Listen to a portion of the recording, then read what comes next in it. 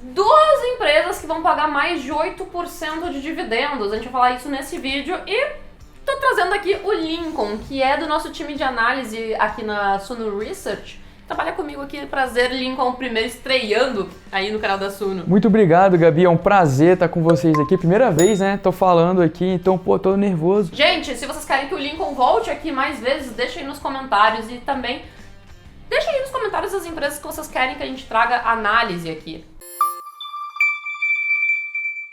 Vamos começar pelo Banco do Brasil, que foi o primeiro banco do Brasil, obviamente, né? Ele é estatal e foi fundado em 1808. Ele é formado por uma economia mista, tá? Então ele é estatal porque o controle mesmo é do governo, mas ele tem uma parte privada que é essa que a gente pode realmente comprar aí nas nossas ações. Ele tem essa divisão de mais ou menos 50% entre a União Federal e 49,6% que está em free float, que é na minha mão, na sua mão e na mão de quem vai ganhar os seus dividendos. E aí, Gabi, falando sobre a composição acionária do Banco do Brasil, a gente teve um bafafá aí, uma discussão sobre a privatização do banco, né, que veio com várias outras empresas estatais e foi bem discutida aí nos últimos tempos. Então vamos trazer hoje aí, falar um pouco mais sobre o Banco do Brasil. E vale lembrar que mesmo privatizando, o governo às vezes ele pode manter a famosa Golden Share, que é tipo como tem na Vale, né? Que ele não tem uma participação aí majoritária, mas é quase como se ele tivesse o aval para dar a opinião dele na empresa. Exatamente. Acho que a Embraer também tem essa Golden Share. Tem. Então, para quem não curte tanto estatal, por mais que a Embraer, a Vale não sejam, mas essa Golden Share, então, tem um pouco de características de empresa estatal, então tem que ficar ligado. Para quem não sabe, o Banco do Brasil tem uma carteira de crédito de 758 bi, que é bem diversificada, com quase 40% em pessoa jurídica, uns 30% em pessoa física e 26% aí destinada ao agronegócio. E isso é bem bacana, Gabi, porque essa questão do agronegócio traz bastante resiliência para o banco, né? Então essa é uma característica bem importante do Banco do Brasil, o pessoal tem que ficar ligado.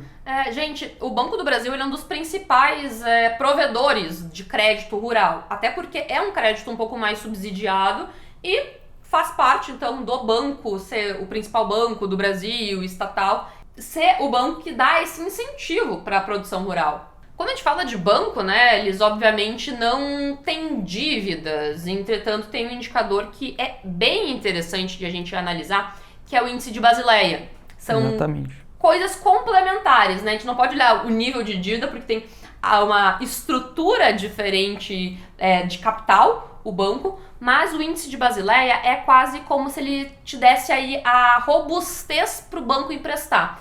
O índice de Basileia do Banco do Brasil é em torno de 21%. Se eu não me engano, a legislação mundial era algo em torno de 14%. Eu acho que talvez até no Brasil é 8%, se eu não me falha a memória. Sei que o Banco do Brasil tem um índice Basileia bem elevado em relação à regulamentação no Brasil. O sistema financeiro do Brasil, ele é bem regulamentado e bem estruturado, então ele é um sistema bem robusto e dificilmente a gente poderia ver, não estou dizendo que não vai acontecer, né? Mas assim, uma grande crise financeira como nos Estados Unidos, onde a gente via bancos mais alavancados, com uma estrutura não tão sólida. Aqui a gente tem essa solidez, tanto também muito por causa da questão de centralização financeira, né? A gente tem muito em poucos bancos que acabam tendo lucros muito altos, então eles têm tipo uma margem de conforto, digamos assim, para poder ter isso. E é bem bacana esse ponto que você tocou, Gabi, porque se a gente olha a rentabilidade dos bancos brasileiros, é meio que a maior rentabilidade do mundo, porque os bancos brasileiros eles têm um ganho muito grande com serviços.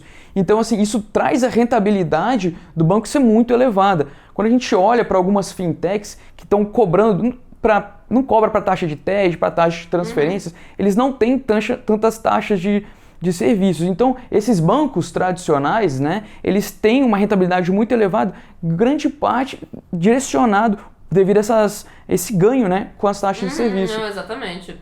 Vamos falar agora sobre alguns indicadores. A gente está com o preço-lucro do Banco do Brasil em 6 vezes, o que é barato, né? E claro que tem um desconto em comparação com os outros bancos, muito por causa da questão de ele ser estatal. A gente está com um dividend yield atual de menos de 6, mas a gente está com um projetado de 8%. Então, é realmente um bom investimento para quem gosta de dividendos. É, um bom investimento, Gabi. Bem interessante esse ponto. Mas é importante lembrar que não vale a análise apenas por indicadores. É muito importante olhar todos os balanços, todos os demonstrativos financeiros e olhar também as notas explicativas, né? É bem importante a gente lembrar que só por indicadores a gente não faz uma boa análise.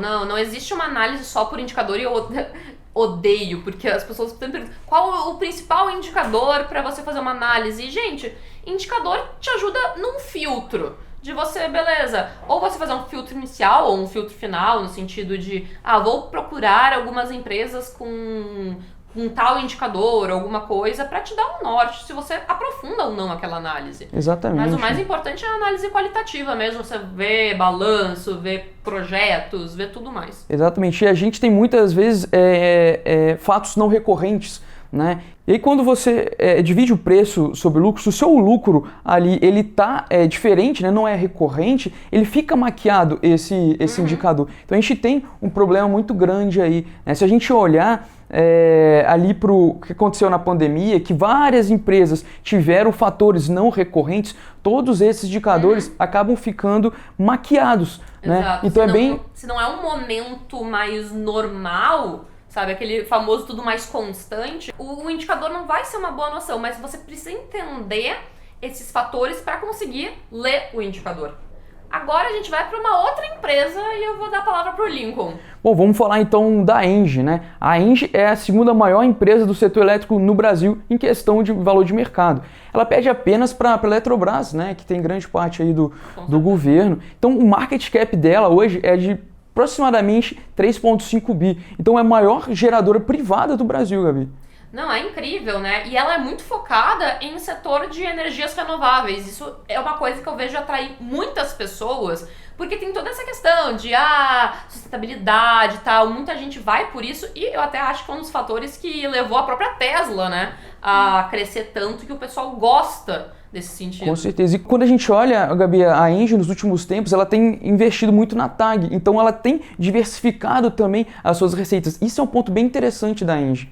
É bacana porque toda essa parte de empresa de energia elétrica, transmissão e tudo, é algo que, digamos, quase que certo em termos de previsibilidade, geração de caixa e tudo mais. E a ENGIE, com essa pegada mais de sustentabilidade, ela acaba atraindo bastante os olhinhos dos investidores. Com certeza. E para quem gosta de dividendos, a ENGIE é uma empresa sensacional.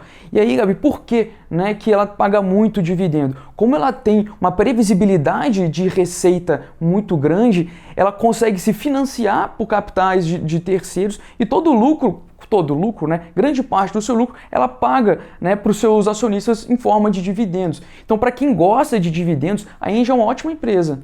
É incrível. E nos últimos 12 meses aí, ela teve um dividend yield de mais ou menos uns 7%. E as nossas previsões aqui mais internas é para ser uns 9% nesse próximo ano. Então, de novo, gente, é algo bem interessante.